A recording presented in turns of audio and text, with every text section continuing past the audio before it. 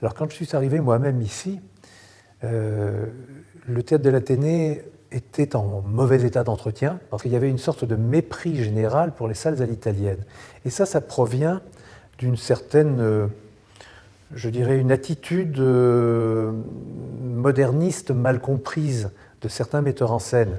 Les metteurs en scène d'une génération, ça a changé maintenant, Dieu merci, des années 80, disons, ne juraient que par la salle moderne, c'est-à-dire la salle en amphithéâtre, où, quelque part, le spectacle lui-même et son décor sont les seules choses à regarder.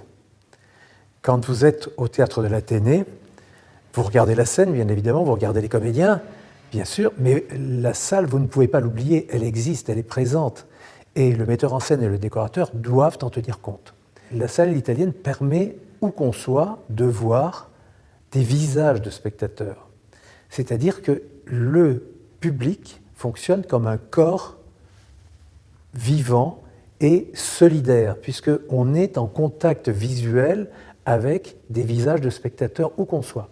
C'est-à-dire que si vous êtes à l'orchestre, vous avez les loges d'avant-scène par exemple, où vous avez des visages de spectateurs, et ça veut dire quoi? Ça veut dire que s'il y en a un qui rit ici, vous êtes quelque part en syntonie, que vous le vouliez ou non. C'est-à-dire vous savez qu'il y a quelqu'un qui va rire. Donc la salle réagit différemment.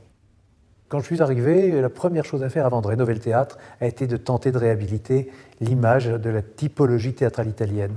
L'Athénée a une fosse d'orchestre tout à fait exceptionnelle qui lui permet d'être le théâtre musical de Paris, d'une certaine façon, a sa dimension, mais avec des propositions qui sortent tout à fait de l'ordinaire. La fosse d'orchestre de l'Athénée a été reconstruite il y a quelques années et permet d'avoir une programmation musicale extrêmement importante et extrêmement riche, d'autant plus que l'acoustique du lieu est restée merveilleuse.